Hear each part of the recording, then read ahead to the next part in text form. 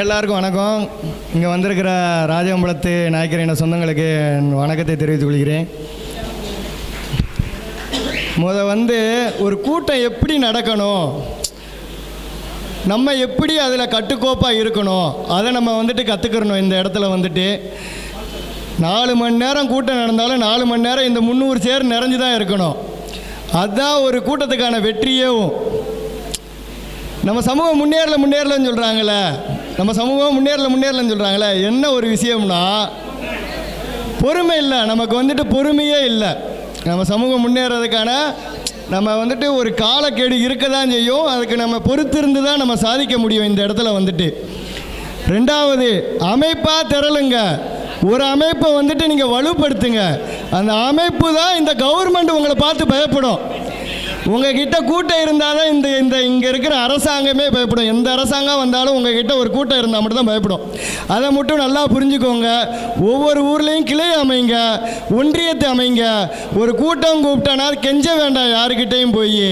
இந்த உங்ககிட்ட இருக்கிற நிர்வாகி அந்த அமைப்பில் இருந்து வந்தாலே உங்ககிட்ட ஒரு கூட்டத்தை காட்டிடலாம். நீங்கள் அந்த கூட்டம் மட்டும்தான் உங்களை யாருன்னு காட்டும். இந்த கவர்மெண்ட்டுக்கு நீங்கள் ஒரு கோரிக்கை வச்சாலும் உங்ககிட்ட ஒரு கூட்டம் இருக்கிறது மட்டும்தான் காட்டும். கூட்டம் இல்லாதவனை பேசவே பேசாது. நீங்கள் கூட்டம் இருந்தால் தான் இங்கே பயப்படும். உங்கள் கோரிக்கை உடனே செஞ்சு கொடுப்பாங்க. அதை நல்லா புரிஞ்சுக்கோங்க. ஒருத்தவங்க பேசுகிறத நல்லா புரிஞ்சுக்கோங்க. அந்த இடத்துல நம்ம அடுத்த அவங்களுக்கு நம்ம கேள்வி காட்டுறோம், கேள்வி கேட்குறோம், அந்த நிலைமையில் இருக்காதீங்க. ஒரு அமைப்பை ரன் பண்ணுறது எவ்வளோ கஷ்டம் தெரியுமா? அதில் கேள்வி கேட்டு அந்த இடத்துல என்ன சொல்லுவாங்க, அந்த கூட்டத்தை கலைக்கணும், அந்த அமைப்பை கலைக்கணும். நீ எப்படி முன்னேறுவ? ஒரு அமைப்பு தலைவர் பேசுகிறத கேட்க முடியாமல் அவன் கிடக்கான்னு சொல்லிட்டு நீ போனா எப்படி முன்னேறுவ? உனக்கு பிரச்சனைக்கு எந்த அமைப்பு வருவான்? தலைவர் வலுவாக இருக்கணும்னா யாரால? தொண்டராலதே. தொண்டர் இல்லைன்னா இங்கே தலைவர் இல்லை. தொண்டர் தலைவர் சொல்கிறத நீங்கள் கேட்டு அந்த இடத்துல இதுதான் பிரச்சனைனா அந்த பிரச்சனைக்கான சொல்யூஷன் தலைவர்கிட்ட இருக்கும்ல. தலைவர்கிட்ட இல்லைன்னா நீங்கள் 4 பேர் போய் ஒரு கூட்டம் போட்டு அவங்க அலுவலகமோ எதுவோ இருக்கும், அந்த இடத்துல போய் நீங்கள் சொல்லுங்கள். இந்த மாதிரி இருந்தால் தான் அந்த கூட்டத்தை வலுவாக வச்சுருந்தா மட்டும்தான் இந்த ஓப்பனாக சொல்கிறேன், கவர்மெண்ட் மிரளமா உங்ககிட்ட கூட்டம் இருக்கணும். கூட்டம் இல்லாமல் பொருளாதாரம் எப்படி வருங்க? நீங்கள் தனிப்பட்ட முறையில் வளர்கிறதுக்கெல்லாம் ரொம்ப நாள் ஆகும். ஒரு அமைப்பாக திரளுங்க. அந்த அமைப்பில் நீங்கள் நிதியும் சொல்லி ஒதுக்குங்க. 1 ரூபா ஒதுக்க மாட்டீங்களா? 1 ரூபா ஒதுக்க மாட்டீங்களா? எத்தனை பில்டிங் இருக்குது? ஒரு மார்க்கெட்டுக்குள்ளே போய் நம்ம போய் ஒரு கடை பிடிக்க முடியுமா? அவன் உறவின் முறைக்காரனுக்கு மட்டும்தான் கொடுப்பான். நான் தனிப்பட்ட முறையில் நான் சம்பாரித்து சமுதாயத்துக்காண்டி கொடுக்க முடியுமா? இந்த மண்டபம் எப்படி வந்திருக்கும்? இந்த மண்டபம் உங்கள் இதுக்கே இந்த மண்டபம் எப்படி வந்திருக்கும்? இந்த ஊருக்காரங்க சேர்ந்து இந்த மண்டபம் கட்டியிருக்காங்க. அது மாதிரி தான் நமக்கான வணிகத்தை நம்ம இந்த இடத்துல நம்ம நிர்வகிக்கணும். பொருளாதாரம் எப்படி வரும்னா வணிகம் சார்ந்து மட்டும்தான் நம்ம பொருளாதாரத்தில் மேலே வர முடியும். மற்றவங்க எப்படின்லாம் எனக்கு தெரியாது. நீங்கள் வணிகம் சார்ந்து ஒரு அமைப்பை நீங்கள் திரளுங்க. அந்த அமைப்பு ஒரு சின்ன ஒரு நிதியாக ஒதுக்குங்க. அந்த நிதி மட்டும்தான் இந்த சமூகத்துக்கான வளர்ச்சிக்கே போகும். நம்மக்கிட்ட காசு இல்லைன்னு சொல்லி தானே இங்கே கூட்டத்துக்கு வரமாட்டாங்க. எத்தனை பேர்கிட்ட சொந்த வாகனம் இருக்குது? ஒரு பிரச்சனைனா சொந்த வாகனம் இல்லாமல் எத்தனை பேர் கை காசை போட்டு போகிறாங்கன்னு தெரியுமா? அவங்களுக்கெல்லாம் வேலை இல்லாமல் இல்லை. இந்த சமூகத்தில் இருக்கிற உணர்வால் தான் இந்த சமூகத்துக்காண்டி இன்னும் போராடிக்கிட்டு இருக்காங்க. நம்ம மெஜாரிட்டிலாம் நான் சொல்ல வர மாட்டேன், நம்ம மைனாரிட்டி தான். மைனாரிட்டி 15 லட்சம் ஓட்டுனாலும் நீ 10 லட்சம் ஓட்டு நீ தனியாக காட்டு. அந்த 10 லட்சம் ஓட்டு மற்றவங்களுக்கு தேவைப்படும். நீ ஓட்டு பேங்கு தான் இந்த சமூகத்தில் விடிவுக்கான காசுப்புன்னு ஒருத்தர் இருந்தார்ல, பேச்சால் ஒரு பக்கம் வளர்ந்தாப்புல, அவர் பின்னாடி ஒரு கூட்டம் இருக்குன்னு சொல்கிறதுக்காண்டி வளர்ந்தாப்புல. என் பின்னாடி 50,000 பேர் இருந்தால் நான் ஏதாச்சும் ஒரு கோரிக்கை வச்சு அதை செஞ்சு கொடுப்பாங்கல்ல. போராட்டம்னு அறிவித்தாலே போதும். நம்மக்கிட்ட கூட்டம் இருந்தால் போராட்டம் அறிவித்தாலே போதும். நம்ம அந்த இடத்துல எந்த கோரிக்கை வைக்கிறோமோ அதை உடனே நிறைவேற்றுவாங்க. எல்லாம் ஒன்று புரிஞ்சுக்கோங்க. ஒற்றுமையெல்லாம் ஒட்டுமொத்த சமூகத்தையும் நம்ம பண்ண முடியாது.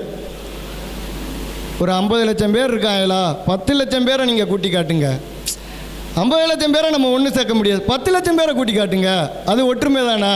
அந்த 10 லட்சம் பேரை வச்சு நம்ம சாதிக்கலாம்னு சொல்கிறேன் நான். இங்கே பொருளாதாரம், கல்வி எல்லாத்துலேயும் முன்னேறணும்னா இங்கே அரசியல் ஒன்று தேவைப்படும். நல்லா ஒன்று புரிஞ்சுக்கோங்க. அவங்க எந்த கட்சியிலனாலும் இருக்கட்டும், சமுதாயத்தால் ஒரு ஆளை அந்த இடத்துல நிப்பாட்டினாங்கன்னா அவன் கட்சி சார்ந்து இல்லாமல் அவனுக்காண்டி வேலை பார்த்தா மட்டும்தான் அதுதான் சமுதாய ஒற்றுமை. நல்லா ஒன்று புரிஞ்சுக்கோங்க. அவன் வேறு கட்சி இவன் வேறு கட்சி, நான் வேலை பார்க்க மாட்டேன்லாம் இல்லை. நான் வந்துட்டு என்னோட இதெல்லாம் சமுதாய முன்னேற்றத்துக்காண்டி மட்டும்தான். அரசியலை தவிர்த்து நம்ம எப்படி முன்னேற்றணும், சட்ட ஆலோசனை கூட்டம். எத்தனை ஊரில் வழக்கறிஞர் இருக்காங்க? வழக்கறிஞருக்கு அவங்க வீட்டிலேருந்து யாரும் படிக்க போட மாட்டாங்க. ஒவ்வொரு இதுக்கு 2 லட்சம் 3 லட்சம் வருஷத்துக்கு செலவழிக்கணும். இங்கே இருக்கிற இளைஞர்கள் உங்கள் ஊரில் இருக்கிற இளைஞர்கள் ஒருத்தனை படிக்க போடுங்க. உங்கள் ஊரை சுற்றி 20 வழக்கறிஞர்கள் வருஷத்துக்கு வந்துக்கிட்டே இருப்பாங்க. அந்த வழக்கறிஞர்களுக்கு தெரியுமில்ல, என்ன போல் அரசியல்வாதிகளுக்கு ஒவ்வொரு பிரச்சனைக்கு போகும்போது அந்த செக்ஷனை தெரியும். வழக்கறிஞருக்கு அவன் ஊர்லேயே இருக்கான், அவன் தானே வழிகாட்டியாக இருப்பான். அப்போனா வழக்கறிஞரை உருவாக்க பழகிக்கோங்க. அந்த வழக்கறிஞர்னால எவ்வளோ சம்பாத்தியம் இருக்குன்னு தெரியுமா? அது மூலயமா எத்தனை பேரை வளர்த்து விடலாம் தெரியுமா? பொருளாதாரம் எல்லாமே, கல்வி எல்லாமே, அரசியல், இந்த 3 வந்துச்சுன்னா நம்ம தான் ஒற்றுமையாக இருக்கணும். நான் 500 பேர் வரமாட்டேன், 100 பேரை ஒன்றுபடுத்தி அந்த 100 பேரை 10 பேரை நீ உருவாக்கு, அமைதியாக உருவாக்கு. வர வேண்டாம், எதுவும் வேண்டாம். 100 பேர் தான் வருவாங்கன்னா அந்த 100 பேரை வச்சு, இந்த 100 பேர் கரெக்டாக இருக்கானா அவனை வச்சு இந்த கூட்டம் நடத்தியிருந்தால் வெற்றி அடைஞ்சிருக்கும். அந்த 100 பேருக்கோட வழி தெரியும்ல, அவன் ஒவ்வொருத்தன் 100 ரூபா போட்டிருப்பான். அவனுக்கான அந்த கூட்டத்தோட வழி தெரிஞ்சிருக்கும். அப்போது அந்த வழி தெரியும் போது அவன் 100 பேர் எந்திரிச்சு போக மாட்டான். சாப்பாடு எதுவுமே தேவையில்லை, அந்த கூட்டம் முடிகிற வரைக்கும் இந்த இடத்துல உட்காந்துருப்பான். ஒரு கூட்டமே நம்ம இதில் நம்ம சமூகம் வந்துட்டு, நம்ம சமூகத்துக்காரங்க எதுக்காண்டி நம்ம சமூகத்தை நம்ப மாட்டேங்கிறாங்கன்னா, இவங்க நம்மளையே கைவிட்டுருவாங்கன்னு நினைக்கிறாங்க. பெரியவங்களை விட்டுருங்க, இன்னி வர இளைஞர்களை அவங்களனால ஒற்றுமைப்படுத்துங்க. அவங்களுக்கு அந்த ஈகோங்கிறத வந்துட்டு தெளிவுபடுத்துங்க. ஈகோனால தான் இந்த சமூகம் வந்துட்டு பின்னோக்கி போயிட்டே இருக்குது. அவன் வந்துட்டான், அவன் நல்லது பண்ணுறான் கெட்டது பண்ணுறான், அவன் பின்னாடி இருங்க. எப்போனாலும் ஒரு நாள்னாலும் அவன் யோசித்து பார்ப்பாள இந்த சமூகத்தை பற்றி. இந்த சமூகம் தான்டா, நம்ம கெட்டதே பண்ணாலும் அவன் நம்ம கூட இருக்காண்டான்னு சொல்லிட்டு அவன் யோசித்து பார்த்துட்டு அவன் நல்லது பண்ணுவான். இதெல்லாம் யார் கையில் இருக்குது? நம்ம கையில் தான் இருக்குது, இளைஞர் கையில் தான் இருக்குது. என்ன சொல்லுவேன், பொருளாதாரத்தில் முன்னேறணும்னா நீங்கள் கூட்டமாக இருந்து தான் முன்னேற முடியும், தனிப்பட்ட முறையில் முன்னேற முடியாது. சரிங்களா? 100 பேர்னாலும் வந்துட்டு அந்த 100 பேர்னாலும் அதை செய்யக்கூடிய இடத்துல இருங்க. போதும், அது போதும். இந்த சமூகம் வந்துட்டு இப்போ முன்னேறலன்னா என்ன, இன்னும் ஒரு 15 வருஷத்துக்கு அப்புறம் முன்னேறிட்ட போகுது. நான் ஒரு 10 பேரை படிக்க போட்டேன்னா அந்த 10 பேர் ஒருத்தர் 2 பேர்னாலும் படிக்க போடுவாங்கல்ல. இதுதான் முன்னேற்றம்.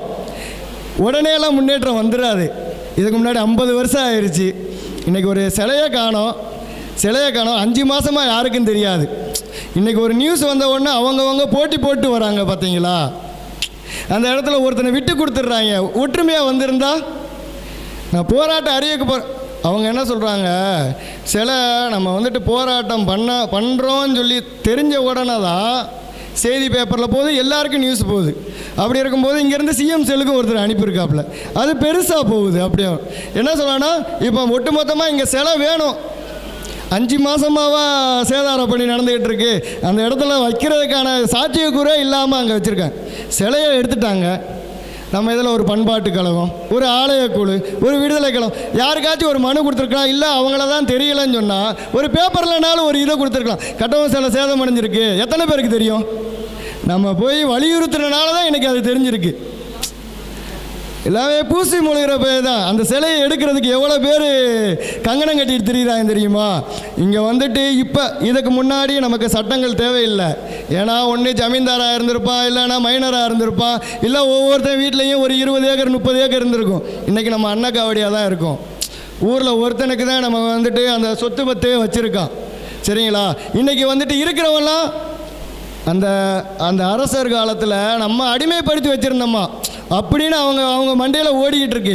அவெல்லாம் என்ன செய்கிறான், நமக்கு எதிராக திரும்பும்போது அவங்க ஒட்டுமொத்தமாக 3 சமூகமாக திரும்புகிறான். நம்ம ஒன்றும் அடிமைப்படுத்தி வைக்கல. அவங்கள வந்துட்டு நம்ம அரசாண்டோ அதில் அவங்க இருந்தாங்க. அவங்க அன்னைக்கு சூழ்நிலையில் அவங்க எப்படி இருந்தாங்களோ அப்படி தான் இருந்தாங்க. நம்ம ஒன்றும் அவங்கள நான் எனக்கு கீழே தாண்டா நீ இருக்கணும்னு நான் சொல்லவே வரல. நான் இந்த நாட்டை பிடிச்சா நான் ஆள்றேன்.